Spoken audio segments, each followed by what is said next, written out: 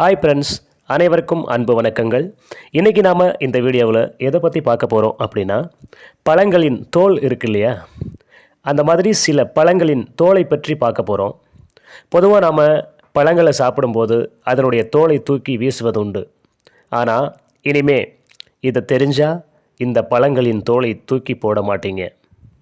பழ வகைகளை சாப்பிடுவது உடலின் ஆரோக்கியத்திற்கு மிகவும் நல்லது என்பதை நாம் அறிவோம். ஆனால் பல வகைகளையும் தோலை வீசிவிட்டு நாம் உட்கொள்கிறோம். ஆனால் பழங்கள் மட்டுமின்றி சில பழங்களின் தோல்களிலும் ஊட்டச்சத்துக்கள் நிறைந்துள்ளன. எனவே அந்த பழங்களின் தோலை உரிக்காமல் சாப்பிடுவது ஆரோக்கியத்திற்கு நன்மை பயக்கும். இப்போது முதல்ல நாம் பார்க்க போகிற பழம் என்ன அப்படின்னா,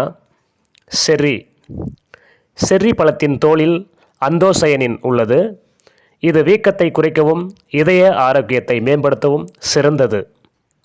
இப்போது நாம் அடுத்ததாக பார்க்க போகிற பழம் ஆப்பிள் தோலில் நார்ச்சத்து, ஆக்சிஜனேற்றிகள் மற்றும் வைட்டமின்கள் உள்ளன. இது செரிமானத்திற்கு மிகவும் நல்லது. அதே மாதிரி அடுத்து திராட்சை. நம்ம நிறைய பேர் திராட்சையை உள்ளே இருக்கிற அந்த சுவையான நீர்ச்சத்தை மட்டும் சாப்பிட்ட பின்பு தோலை கீழே வீசிடுவோம். திராட்சை தோலில் ரெஸ்வெராட்ரோல் அப்படிங்கிற ஆன்டி ஆக்சிடென்ட் உள்ளதால் இது ஆரோக்கியத்திற்கு மிகவும் நல்லது. அதே மாதிரி இப்போது ஸ்க்ரீனில் பார்த்தோம் அப்படின்னா இந்த ப்ளம்ஸ் பழத்தின் தோலின் ஆன்டி ஆக்சிடென்ட்கள் மற்றும் நார்ச்சத்து உள்ளதால் இது உடல் நலத்தை மேம்படுத்தும். அடுத்ததாக நாம் கிவி பழத்தை பற்றி தான் பார்க்க போகிறோம். கிவி தோலில் நார்ச்சத்து, வைட்டமின் சி மற்றும் ஆக்சிஜனேற்றங்கள் உள்ளன. எனவே கிவி பழத்தின் தோலை தூக்கி வீச வேண்டிய அவசியம் இல்லை.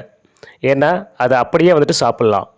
ஓகே ஃப்ரெண்ட்ஸ், இந்த வீடியோ பதிவு உங்களுக்கு பிடிச்சிருந்தா நம்ம சேனலை சப்ஸ்கிரைப் பண்ணுங்கள். மீண்டும் ஒரு முறை அன்பு வணக்கங்கள் கூறி விடைபெறுகிறோம். நன்றி.